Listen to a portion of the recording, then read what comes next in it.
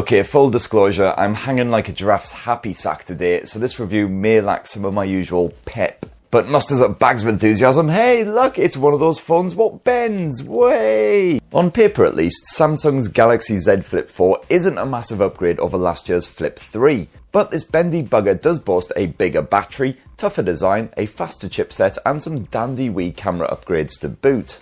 And yeah, it does start from a cool grand, so it won't be most people's first choice in a cost of living crisis with the economy right in the toilet, but it does at least come with some respectable money off options when you trade in any other working blower. And if you've got the cash to spare, well, I've been using the Galaxy Z Flip 4 as my full-time smartphone for over a week now, so here's my in-depth review. And for more on the latest and greatest tech, please do subscribe and ding that notifications bell. Cheers! Now, if you want yourself a compact smartphone, it doesn't get much more miniature than this. The Flip 4 is absolutely teeny when it's folded up, matched only by Motorola's Razr Reboot. Of course, once you prise it open, suddenly you've got yourself a beastly 6.7-inch display to contend with. So it is just as well that Samsung's usual one-handed mode is here when needed.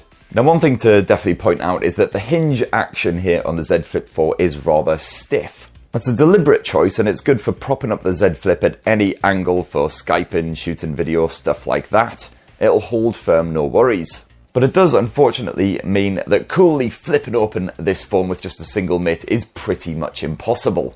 You'll certainly need quite a muscular thumb, just kind of get it in that groove, and then you certainly don't get that satisfying feeling you got from the old flip phones from back in the day where you'd whip them out and just like whoosh.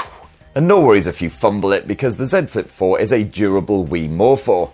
Samsung has slapped on its tougher Armour aluminium frame, while you've also got a bit of Gorilla Glass Victus Plus coating the front and back ends. And so far, all good, even after a fair bit of abuse and a couple of accidental drops onto hard flooring, no scratches or dents on that metal edge and all the glass back. You've also got a pre-installed screen protector which Samsung recommends not tampering with, and apparently that hinge action can withstand around 200,000 folds and unfolds, so you don't need to worry about it falling to bits before you do an upgrade.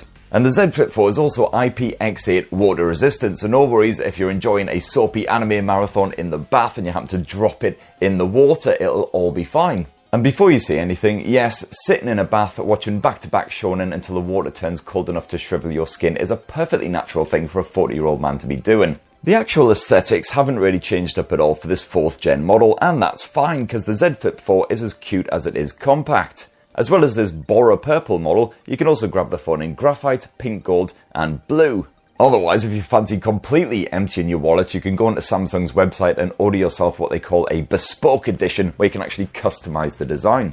Overall, I'm liking the design of the Z Flip 4, but I am having some issues with the software. What you have here is Android 12 with that One UI 4 launcher squatting over it, and Samsungifying the look and feel. And generally this works absolutely fine, behaves itself, but just occasionally, even 1 month on, the Z Flip 4 will suddenly start acting like it's had one too many Bacardi breezes. For example, I haven't been able to set up the Do Not Disturb as I can't even get into that menu. The Z Flip 4 just straight up nopes it right back to the main settings menu every time. I've also tried countless times to add my own photo to the cover screen and I get slapped down every single time. On the flip side though, Samsung's One UI launcher does add quite a lot of bonus bits to Android which are worth having. Device Care helps you to sort out any issues with your bendy blower, while Samsung's Knox Security Suite helps to safeguard all of your sensitive shenanigans. Speaking of which, the edge-mounted fingerprint sensor does an admirable job, even though it's stuck a little high up that right edge when the phone is in big boy mode. Alternatively, just pull open the Z Flip 4 and the internal camera will scan your face to unlock the phone. And this usually works fine, but it can be a little bit bulky, especially when the lighting isn't quite right. Storage, and you've got yourself options of 128, 256 or 512 gigabytes with the Z Flip 4, although that latter option is only available via Samsung.com, and none of these models are expandable via microSD. You also have just a single SIM slot, but the Flip does at least support eSIM. That 1.9-inch Super AMOLED cover display is the same size and same tech as last year's Flip 3.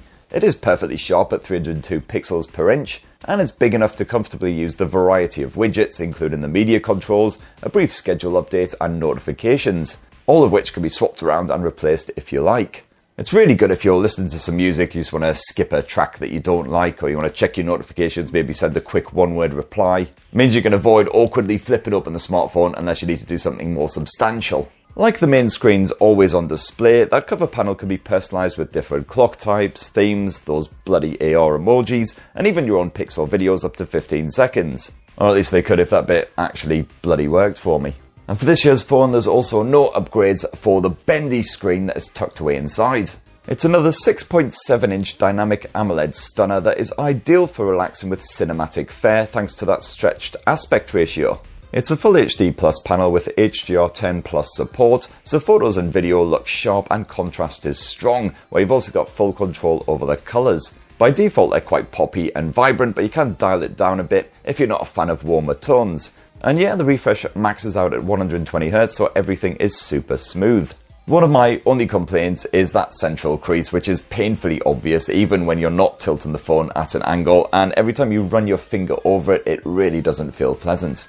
And that pre-installed screen protector is a serious magnet for dust, lint, grime, whatever happens to be floating around, so I'm constantly having to wipe this thing off of my jeans. The Z Flip 4's stereo speakers are pretty good for watching shows, even when you're in quite a noisy environment, while the Bluetooth 5.2 streaming is impeccable for getting your tunes straight in your lug holes without any of those pesky cables. And if you did want to use cables, well, you'll have to use a dongle basically because there's no headphone jack here. As for the performance, well, that comes courtesy of Qualcomm's latest, freshest Snapdragon 8 Plus Gen 1. Same as a lot of recent Android flagships, and that's backed here on the Z Flip 4 by 8GB of RAM, so everyday running is as slick as a 70s hairdo. I've got to say, I am impressed and a little surprised at just how good the gaming experience is on Samsung's bendy blower. Genshin Impact plays wonderfully on higher graphics with no obvious heat build-up over time, so the frame rate stays stable even when it all kicks off and you've got all this shit flying at your face. And likewise, the Z Flip 4 is great for competitive online gaming. I've still got my bollocks blown off on Call of Duty over and over and over, but that crisp widescreen display means you get a clear view of the action and it's tougher for enemy scum to flank you. The screen is responsive enough to keep you competitive, and again,